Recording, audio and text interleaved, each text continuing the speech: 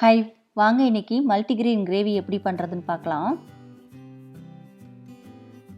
அதுக்கு நான் 5 வகையான பயிர் எடுத்திருக்கேன். நான் சுண்டல், பச்சை பயிறு, ராஜ்மா, அப்புறம் சன்னா, அப்புறம் கிட்னி பீன்ஸ் எடுத்திருக்கேன். அதை நான் இப்போ நம்ம கடாயில் எண்ணெய் விட்டு கொஞ்சம் சோம்பு போட்டுக்கலாம். இப்போ ஆனியனை போட்டுக்கலாம். இந்த பயிரெலாம் நான் ஒரு நாள் முன்னாடி ஊற வச்சுட்டு முளைக்கட்டி வச்சுட்டேன். எல்லாத்துலேயும் கொஞ்சம் போட்டால் போதும், நிறைய வரும் நம்மளுக்கு. நான் 5 வகையான போடுறதுனால நிறைய வரும். இப்போ நம்ம தக்காளி சேர்த்துக்கலாம். தக்காளி சேர்த்து இது பேஸ்ட் மாதிரி அரைச்சிக்கலாம். பாருங்க, ரெடி ஆயிடுச்சு. இப்போ நான் அதை வேக வச்சுருக்கேன். கொஞ்சம் சால்ட் போட்டு வேக வச்சுருக்கேன். குக்கரில் எல்லாம் போடலை, டைரெக்டாகவே நான் வேக வச்சிட்டேன். இதில் கொஞ்சம் சால்ட்டு போட்டு மட்டும் வேக வச்சுருக்கேன். இப்போ நம்ம அரைச்ச மசாலாவை சேர்த்துடலாம்.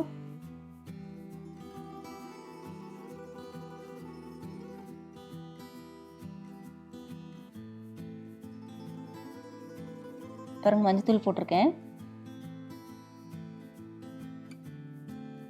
மஞ்சத்தூள், மிளகாத்தூள் போட்டிருக்கேன்.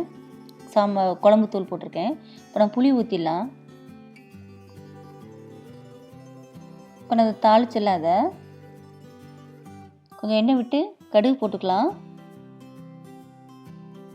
கருவேப்பிலை போட்டு இப்போ நம்ம அந்த குழம்புல ஊற்றிடலாம். அதை தாளிச்சதை. இப்போ குழம்பு ரெடி ஆயிடுச்சு.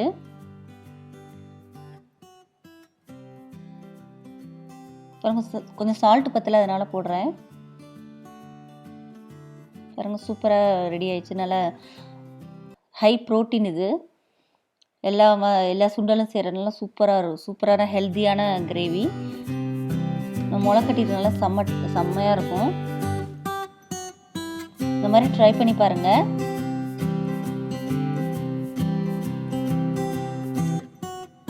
பாய்.